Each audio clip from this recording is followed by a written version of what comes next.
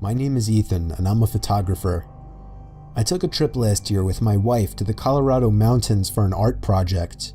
My wife is also an avid skier, so she talked me into adding skiing into the trip. We had the option to book a room at a ski resort or rent out a private log cabin. The second one seemed more romantic, so I picked that one, plus it didn't hurt that it was cheaper. The cabin was nothing luxurious or anything. It was a single floor, 4-room little thing. A 2-person bedroom, a small living room, a kitchen, and a bathroom. It may have been small, but the actual idea of being secluded in a warm log cabin during a blizzard was amazing. However, the storm was interfering with the cable signal, so we didn't have much to do this one particular evening.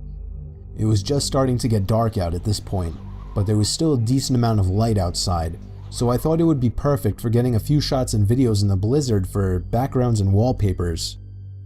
I told my wife I'd be back within 10 minutes and slipped on my boots and coat.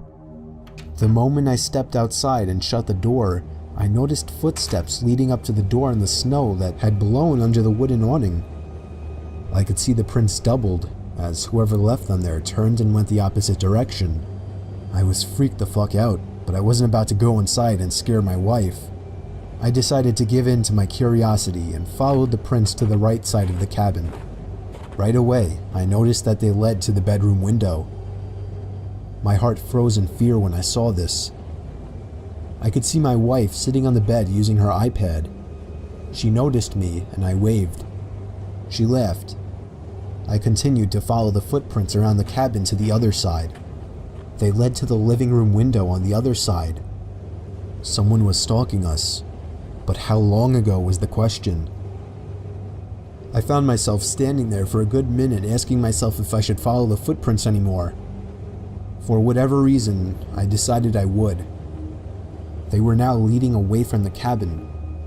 I knew I was following the prints to where this person was going, not coming from, simply by the boot marks. I followed the prints away from the opening and into the trees. That was where I saw him. A man wearing a black coat facing a tree, slouched down looking at the ground. He was still as a statue, and I could see the snow piling up on his hood and shoulders. I froze in my tracks, trying not to make a sound. I would have thought to ask him if he needed help otherwise, but this guy was just standing there not doing anything, like some kind of deranged freak. I started to gradually move backwards without even turning around, making sure this man didn't turn around or notice me.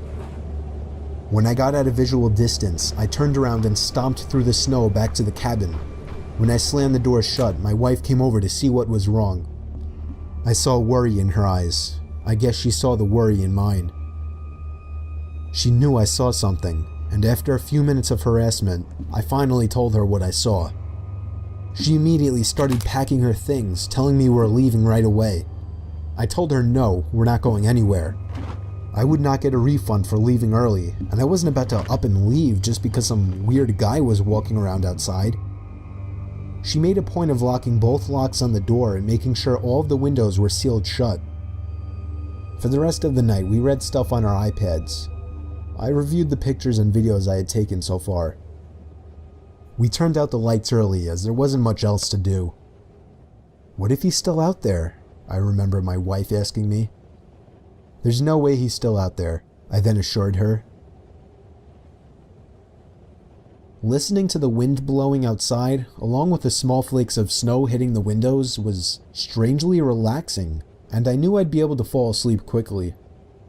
Except if it wasn't for the knock at the bedroom window. We were both still awake, and we both knew it was a knock from a person. I ushered my wife out of bed and out into the living room without turning on any lights. There was nothing to use as a weapon whatsoever. Our only option was to run before something might happen. I told my wife we'd have to forget our luggage and make a dash for the Jeep. We slipped on our boots and coats in the dark in a matter of seconds, and when we heard a knock at the living room window from the opposite side of our car, we took that opportunity to run. I pressed the unlock button, so grateful I chose to have remote locks on my Wrangler, and we hopped in. The car started with ease, and as soon as the headlights flashed on, the man was standing facing the log cabin on our side now. Not a window, just facing the wall of the cabin in the same position I had seen him in earlier, as if he were hiding his face. We drove to the nearby ski resort without much trouble in the Jeep.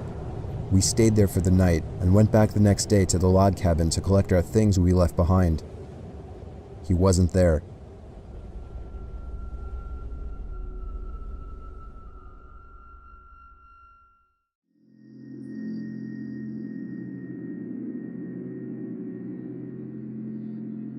I'm 27 years old. I live alone in a rural town in Virginia, about 2 blocks away from my parents. My parents are both in their 60s, and my mom has become a very worrisome woman in her old age. Sometimes she walks over uninvited and lets herself in, since I had regrettably given her a key, which can get a bit annoying. Like if I would be out really late on weekends at a bar or with women, I would sometimes come home to my mom sitting in the living room waiting, worried sick. I know you may just think, oh my god, that's crazy, why not just put your foot down and tell her to stop? Well, because you don't know my mom. It's very hard to describe her, but she's the kind of worrisome, innocent little lady that you just can't bring yourself to go against. And I hate to mention, she also has mild dementia. Anyway, this was Saturday night. I think it was around 2 in the morning. I was at a nearby club with a group of college friends, really the only place to hang out in this boring town, and I was getting ready to head home. I said goodbye to all my friends and walked the 3 blocks it took to get back to my house. I walked up my front stoop in my drunken haze and dug my hand in my pocket for my keys. When I grabbed the doorknob, I realized it was unlocked. My mom was here again. I quietly opened and shut the front door, locking it behind me. I put my keys on the kitchen counter and found a note written in my mom's handwriting saying, "You forgot this at our house, next to the box of half-eaten cake my parents didn't want." I didn't see my mom anywhere, so I assumed she must have gone upstairs to sleep in the guest bed until I got back, which is something she would commonly do as well. Then I heard footsteps upstairs, confirming it, and that's when I sighed once again. 27 years old, almost 3 in the morning, and she still has to wait up and treat me like a child. I ran upstairs to check the guest bed, empty, along with all the bathrooms. I was afraid Mom was having one of her episodes due to her condition, so I ran to the phone to call my dad. After 4 rings, my dad picked up in a groggy voice, asking what the hell is the matter. After I told him that I heard Mom wandering around upstairs in my house, there was a short pause, and then he said, "That's not possible, she's sleeping right next to me." My mouth fell open as I turned my head to face the dark upstairs. And just barely by the light provided by the kitchen, I could see a head peering around from the corner at the top of the stairs, looking down at me. I screamed into the phone as I ran out the front door and down the street to my parents' house, explaining to my father on the way. About halfway there, my dad told me, "Alright, I'm gonna call the cops," and hung up. I made it to my parents' house, where my mom was already waiting at the door, worried sick. My mom explained that she did come over to clean my kitchen a little bit and to bring over the cake they didn't want. 2 police cars pulled up in front of my parents' house, where they escorted me and my dad down the street to my house. 1 officer stayed outside with us, while 2 others went inside to investigate. It felt like 15 minutes before they came back outside and said it was clear. They checked the crawl space, the attic, everything. There was really nothing for me to report, other than the door was left unlocked and I saw the outline of a head upstairs before I ran for it. Still, I didn't feel safe sleeping in there that night, so I went back to my parents' house. Me and my dad are certain that my mom simply forgot to lock the door when she left, as her memory has been getting worse over the past few months. My dad has been stopping her from coming over alone from now on, which makes me both sad but also relieved. Some nights I still get paranoid that whoever was in my house that night never left, and is still hiding in here somewhere.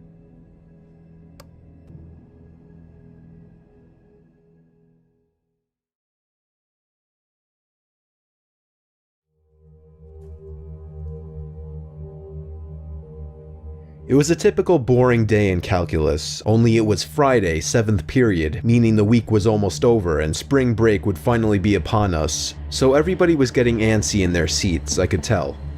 We didn't have a test that day like a lot of my friends did with their other teachers, so our teacher in the middle of class just decided to start playing games with us on Sporkle.com.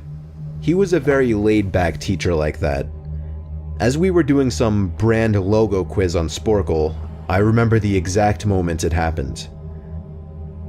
Right after my friend answered a question, I remember the exact answer too, Adidas. The dean's voice came through the loudspeaker. He sounded panicked and frantic as he told all the teachers this was not a drill and to go into lockdown. I actually got the chills, and I got goosebumps on my arms as our usually laid-back teacher too seemed panicked as he ran to turn off the lights and ushered us to the back corner of the room. We all sat in silence for about 2 minutes, and then the usual buzzing that came from a panel in the back of the room ceased, indicating that the school must have cut all the power. We all looked at each other, realizing this must be serious. A few more minutes of waiting later, we heard a man screaming at the top of his lungs coming down the hallway. 2 girls in the class actually started crying, which made all of us even more scared. As the screaming got closer to the classroom, the lunatic-sounding man started banging on the lockers while screaming, "I'll kill all of you." It was at that moment that I started to fear for my life. My teacher shushed us as we all looked at each other to see our peers' reactions. The banging then moved from the lockers to our classroom door. And that's when one of the crying girls screamed no. The banging on the door only grew worse as the man started screaming, "Open up." 2 of the girls in the class were crying out loud now. It felt like an eternity that man was pounding at the door. But eventually, he finally continued down the hallway, screaming like a mentally insane person until we could not hear him anymore. I'd say 10 minutes later, though it felt like half an hour given the situation, the dean came back on the loudspeaker explaining the situation, which was surprising for him to do. He explained that some apparently mentally unstable person entered the building and assaulted the woman sitting at the front desk, causing her to flee the building screaming, and staff wasn't sure if the man was armed or not. Now, this was before the school had cameras or could afford proper security, so the school was wide open to something like this happening. The staff had done a sweep of all the hallways and classrooms and couldn't find him, so the dean instructed the teachers to resume teaching but to keep all the doors locked and to not let any students leave for any reasons. The most disturbing part, however, is that one of the janitors working the night shift found the man sleeping in one of the storage closets near the back end of the school, and according to rumors that were spread by my peers, sticking out of his pocket was a .44 Magnum. The janitor must have done something stupid to wake him up, for example, leaving the closet door open, because by the time a police officer could arrive on the scene, the man was gone.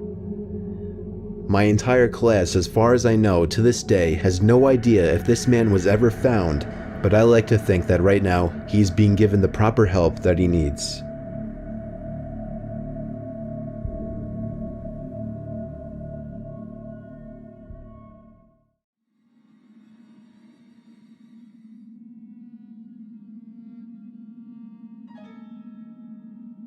Three months after I turned 16 in 2005, I got my first car, a '99 Toyota Camry. On a warm Saturday night, when my friend Alex invited me over to one of his friend's big parties, I knew I wouldn't be in a condition to drive the Camry home afterward. So we carpooled with Alex's girlfriend, Brianna. We lived in the countryside of Virginia, meaning less big parties. Meaning when there was a big party, it was a huge deal and everyone would go. We lived about 5 to 10 minutes away from this kid's house. I knew where he lived as I was acquainted with him, but not exactly friends. The whole ride there, we took the same 2-lane highway type road through the woods, and this kid's house was actually on this road further down. At certain points on this road, there were a few houses on either side, and then it would just go back to being a long, empty highway again. The house was tiny, like a lot of houses around the area, but the party was held outside anyways, since his closest neighbors were relatively far away, and noise wasn't an issue. I'll skip most of the party up until the point that Brianna, who was supposed to be our designated driver, had to suddenly leave for a small family emergency. Alex said it was fine and that we'd find a ride home. Well, fast forward another few hours and another few drinks, and I could barely even walk straight. I checked my watch, and it was like 2 in the morning. I figured it was time to go. I started looking for Alex, but I couldn't find him anywhere. In fact, it seemed like everybody I knew had already left. I could barely even think straight, but I was still furious at the fact that Alex could have actually left without me. I asked to use the party host's phone and dialed Alex's home number. After 2 tries, I gave up and then realized I shouldn't wake his family up. So, literally not knowing what else to do, I dizzily stepped out onto the road and began walking back home. I knew this walk would take anywhere from half an hour to an hour in my condition. Maybe after 15 minutes of walking down the road, the slight shine of car headlights on the road was fading in from behind me. Jumping for joy inside, I lifted up my arm and stuck out my thumb. As the car neared, it slowed down and came to a stop right next to me. The man driving the '98 Ford Explorer rolled down the window and asked where you headed. I told him my house was just down the road and beyond a right turn, probably slurring my words beyond comprehension. He chuckled and told me to hop in. I thanked him and joyously hopped into the truck. I was exhausted, and I remember completely disregarding things the guy was asking me because I was so close to just passing out. And that's what happened. The memories of being in that truck turned to a fog as I'm sure I passed out.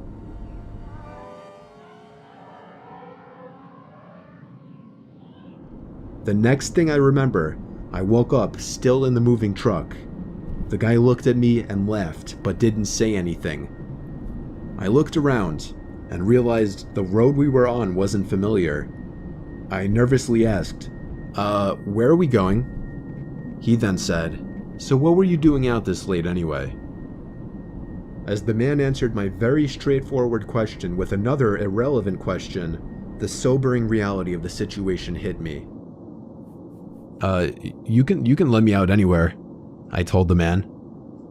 The man responded with a firm no. I felt like throwing up as he said that. No, I really actually felt like I was going to throw up. I started to gag as I felt more and more nauseous by the second. The man took his eyes off the road to look at me, and that's when I thought of the perfect distraction. I turned in his direction as I continued to gag, and he started to kind of lean away and slow down the car. Thankfully, I drank as much as I did because I finally threw up and made a point of doing it all over the man's lap. The man yelled in frustration and stopped the car, and that's when I took it upon myself to run for my life into the woods and duck behind a few bushes.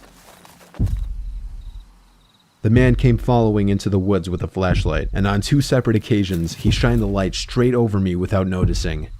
Eventually, I heard his footsteps walk even further into the woods past me. That was when I ran back to his truck, but unfortunately, he was smart enough to lock it. By some miracle, I saw another car approaching in the distance, and I ran out into the middle of the street, waving my arms like a lunatic. The car tried to avoid me, but I wouldn't let it.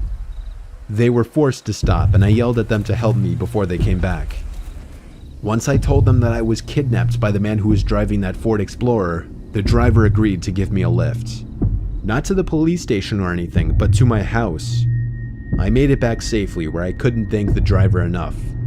I immediately woke up my parents and told them. My dad wanted to know if I got his tag number, and then I felt like punching myself in the face. I failed to get the simplest information from the guy that would have allowed me to actually properly report him. All I knew was that he drove a faded blue '99 Ford Explorer. I made sure to give Alex a piece of my mind, and part of me always held a grudge against him ever since just for abandoning me at a party without telling me. I haven't seen him in 4 years now, however, and this was actually the first time I even thought about this incident for almost a year now. As time goes on, even the worst of memories may start to fade, but after writing this to share with the internet, it's once again fresh in my mind.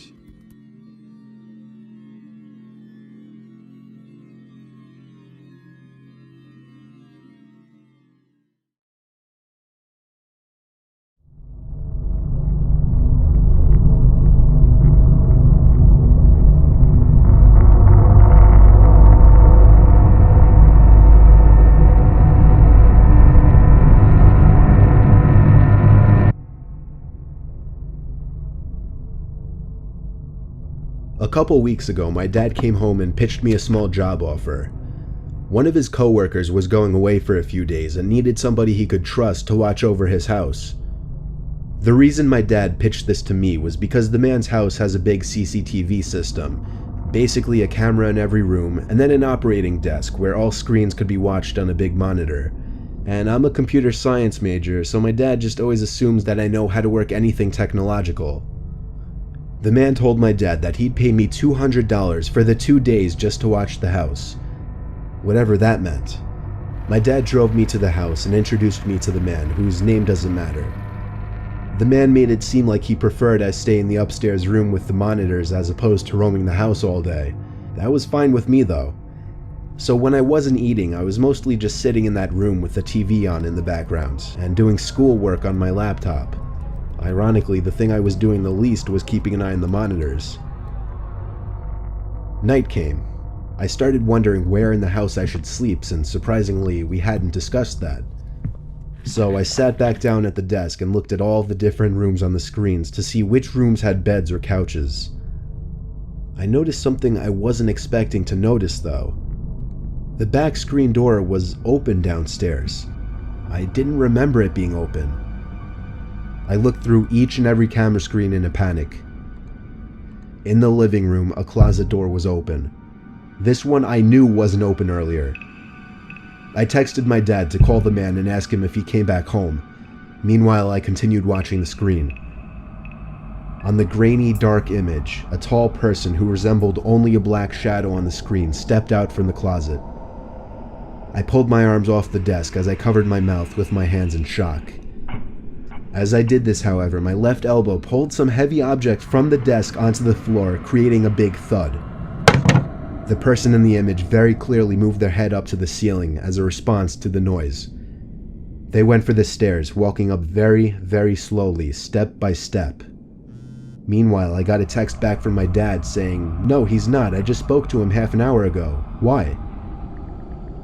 I got so caught up in my phone texting my dad to send help that I didn't even pay attention to the monitor. There was a knock at the door. I looked at it and then the screens. The first screen I laid my eyes on was the one showing the person outside the door to the room I was in. When I remembered that door had no lock, the only thing I could think to do was jump out the window into the bushes below. I ran halfway down the block and then stopped when my dad called me. I had him call his friend and ask him if he was expecting somebody in the house. The man said he had no relatives or friends who had his key or would ever let themselves into his home. So he called the cops and had them review the footage. I got to watch all of it, and it showed everything. From the moment the intruder broke the glass to the backyard door, to the moment I jumped out the window and him running away shortly after. The intruder was never found. The footage was just too dark to identify his face.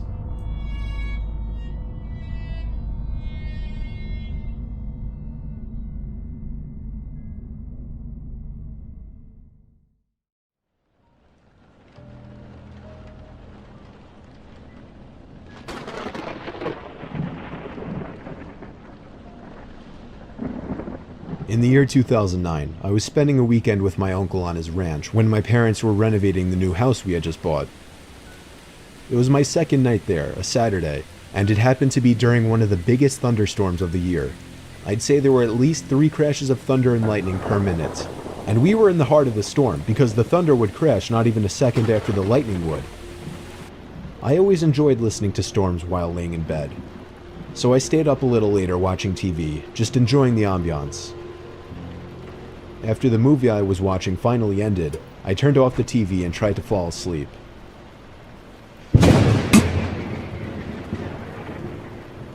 As I heard the lightning strike from outside, I could have sworn I heard some kind of metallic thud coming from outside at the same time. I didn't pay it too much mind. 20 seconds later, I could have sworn I heard it again. A very distinct metallic thud coming from outside to match the timing of the lightning. I really don't mean to make this sound like a cliche horror story, but my uncle really is a kind of creepy guy, and I was never close with him even remotely, so for that reason I didn't feel right going to wake him up. I just tried to forget about it.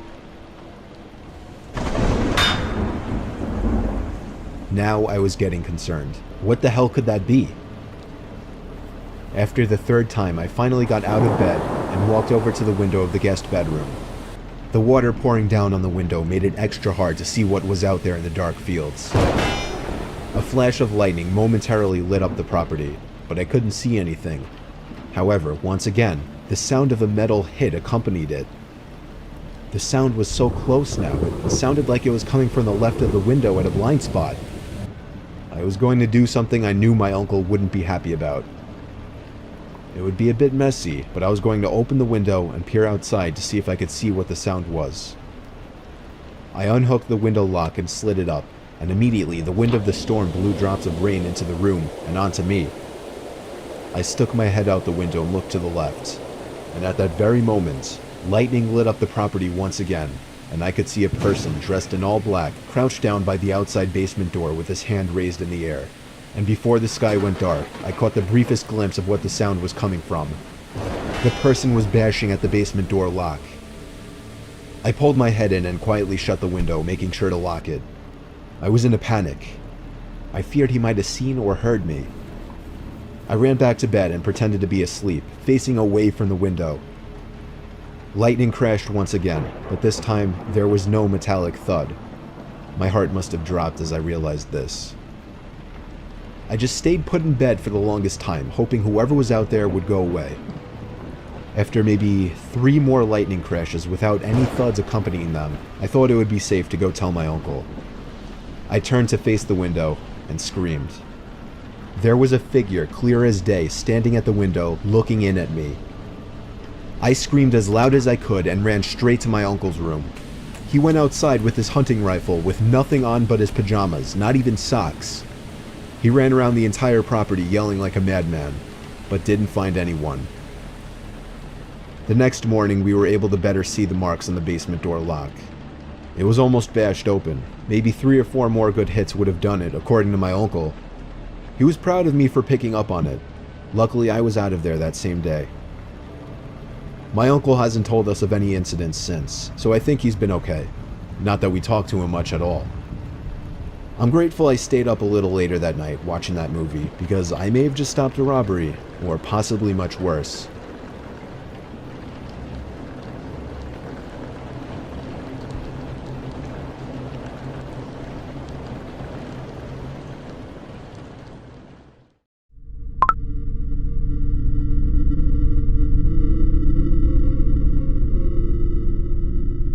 This happened a week ago.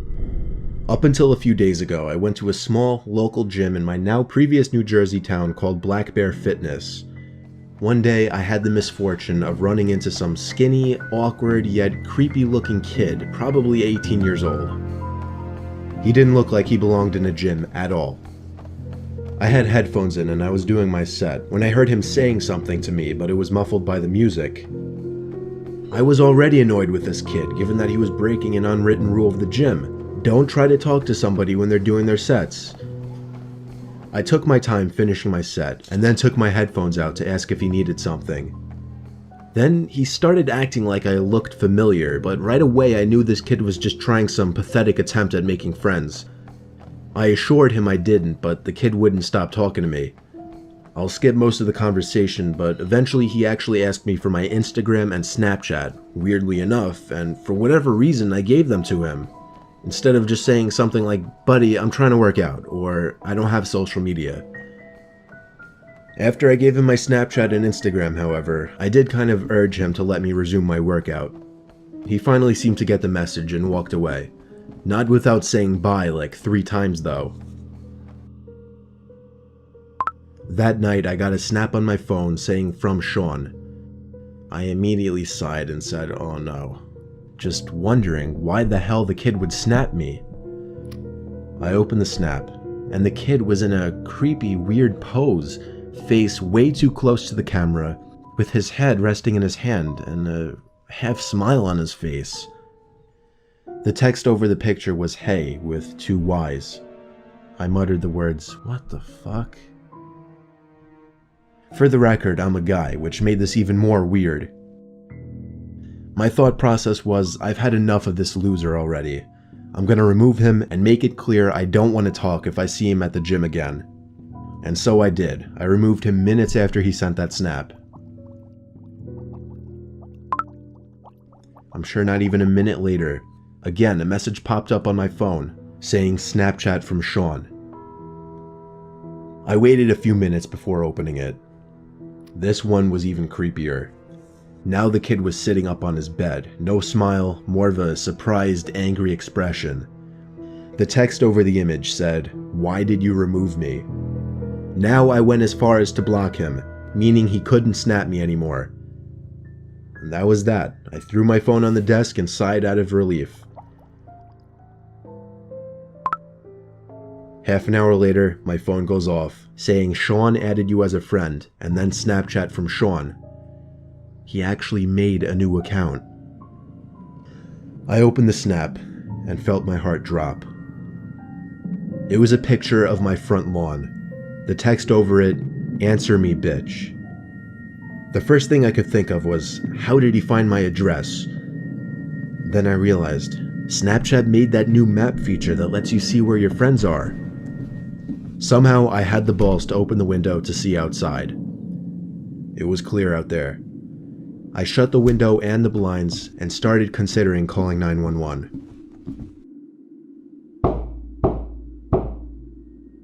It was the sound of taps on the window. I took a deep breath, and with one swift motion, I pulled up the blind and the window at the same time and pulled the kid into my room by his neck. I punched him in the face a few times before he was out cold. Now I called 911. By the time they arrived, he was awake, cursing me out, promising he'd be back and kill me. The cops heard it all. I didn't even have to make a case. The kid was an idiot. Luckily, the timing of this worked out well because I just moved a couple days ago out of state.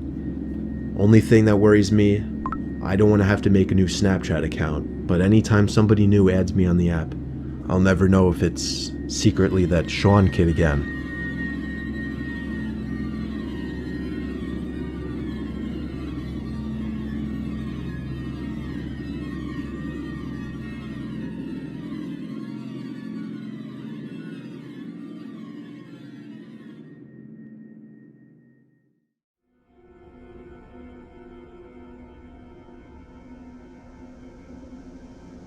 I was vacationing in the Bahamas when I was 14 with some family friends. My friend and I were getting some henna tattoos at the hotel, and there was this guy lingering around us. But we didn't think much of it because a lot of people would stop to see what was going on. After mine was done, I told my friend and her mom I was going to go back to the room to get ready for dinner. There were two ways to the other side of the hotel, either inside through a bunch of small stores or outside along the pool. I walked through the inside and got to the elevator, where I saw the guy who had been watching us already at the elevator. We got on together, and he gestured for me to choose my floor button first. I clicked it, but he didn't choose another floor. Alarms start going off in my head. But what could I do? I was stuck in an elevator.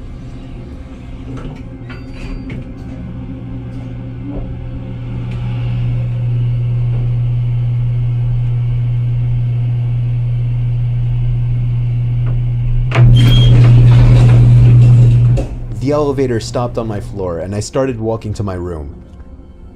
In this hotel, most of the rooms faced the ocean, so to the right in this hallway were just windows. I was in the very last room on that floor, and I could see the guy following me about 10 feet behind. About 2 doors from my room, he ran up and grabbed me. I kicked and screamed, and he dropped onto the floor. I ran to the room and locked myself in. After talking with security and giving a description, they found the guy and found out that he had actually been following multiple younger women in the building.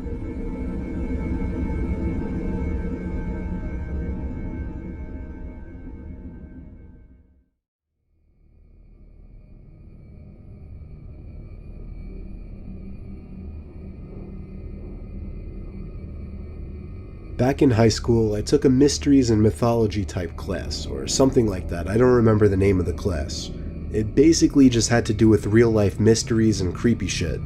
I was into that kind of stuff. I was taking the class with a good friend, who I'll call Ben for this story.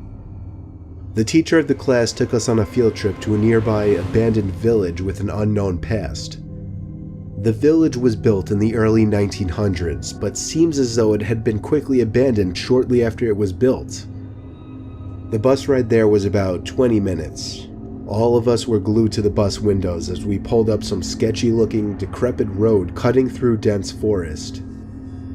The road eventually led to a clearing. We were there. We stepped out onto the road, which had grass growing through the cracks. The grass surrounding was almost knee-high. Then there were the buildings.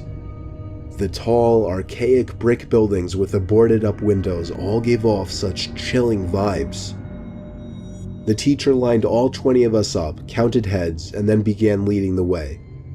The point of this little field trip was to use the so-called skills we learned in class to see if we could put anything together about why the village may have been abandoned so long ago. Some of the buildings had holes in the walls to serve as entryways. There were even holes in the ground next to some of the buildings, seemingly dug to get into the basements of some of the buildings, which seemed creepy. There was one building though. It stood taller than any of the others. It just intrigued me the most. While the teacher was leading the group towards the village church, Ben and I decided to sneak off on our own to look for anything interesting. When we walked off in the direction of the tallest building, we saw a hole in the ground. It was dug by the back door of the building, which had been sealed off. In the hole was a ladder which led down to the concrete floor below. We both looked at each other and knew we had to do it. Ben climbed down first, then me. Luckily, this was just around the time Apple started putting flashlights on their phones, so we had a source of light. It was creepy down there. There were a couple of beer bottles, one graffiti tag on the wall, and dusty wooden planks everywhere. There was a wooden stairway which led up to complete darkness, since all windows and doors had been sealed shut from above. We had already gone as far as to enter the building, so we figured we'd go up the stairs too. I went first, and with each step, the creakiness of the 100-year-old wood made me feel as if I was going to fall through each and every step. Ben followed suit. This floor of the building was very tight. It seemed like there were many openings going off into different, smaller rooms. It was so dark in there, you would never even guess it was daytime. Ben and I were honestly starting to get creeped out in there and agreed to go back outside. But just then, there was a noise in one of the tiny rooms, like a big rock hitting the concrete floor. A normal instinct would be to run, but Ben and I froze, locked eyes for a moment, then both tiptoed over to the opening of the room. We shined the lights into the room and ran. We ran back down the stairs and then up the rusty ladder back outside. We caught up to the group out of breath. We didn't say anything though to avoid getting in trouble. One of our classmates asked us what was wrong. We told him we snuck into one of the buildings, and in one of the rooms, when we shined the light into it, we saw 3 guys standing maybe 10 feet away from the doorway, facing Ben and I in a weird formation, as if they were waiting for us. As we continued following the group, we paid extra attention to the tall building we entered from the distance, and before leaving, we saw a person's face at one of the higher level windows that had not been boarded up. We never told the teacher in fear of getting in trouble. We didn't know what to think. Were those just homeless people living in there? Were they gang members in hiding? Ben freaks me out with his theory. He says they were ghosts of the people who once lived in the town. Still, the way the 3 guys were just hauntingly standing there so calmly, staring at us the moment we peeked our heads through that doorway, I still can't get that image out of my head. I may go back to that village one day, just to prove Ben's idea wrong.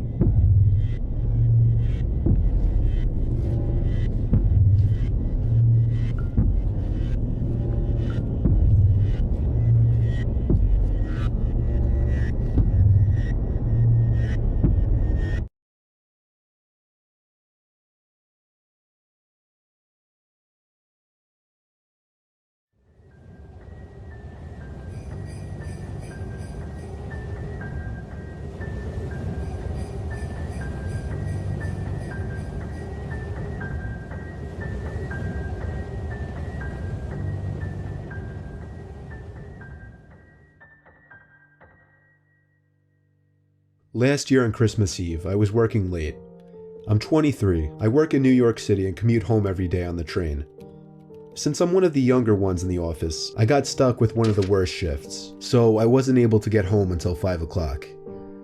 My family had already left a whole hour earlier to go to my cousin's house, so I had to drive alone. After having a quick snack before the half-hour drive, I got back in my car and put my cousin's address into my phone. Halfway through the drive, it started snowing. I got to my cousin's house around 6 o'clock. It was snowing heavily by this point, and I just made it in time to catch everyone starting dinner. I brought all of my gifts inside and cheerfully said hey to everyone. I stayed until around 11 o'clock. The rest of my family left a little sooner. I stayed an extra half hour or so just to hang out before leaving myself. By the time I was leaving, the ground had accumulated at least 2 feet of snow, and it wasn't even done snowing.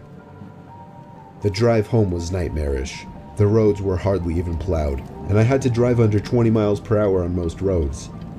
The roads were completely dead at this point though, most likely because everyone was smart enough to go home before the snow accumulated.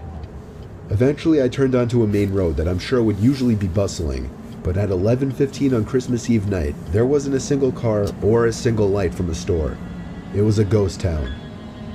But then I did notice the flashing taillights of one car. It was parked on the side of the road, and the smoke seeping out from its exhaust with the taillights giving it a red tint. As I got closer, I realized there was somebody next to the car waving their hand in the air. I assumed something was wrong and they needed help. So, me being the good Samaritan I am, I pulled up behind the car. When I opened my door, the guy approached me immediately, barely even giving me time to step out. He was an average-sized man, probably 5'10", 180 pounds. He spoke in a very demanding voice, asking me if I know anything about fixing an engine. I told him I didn't know much about cars. The guy responded very quickly to everything I said. He told me it's fine.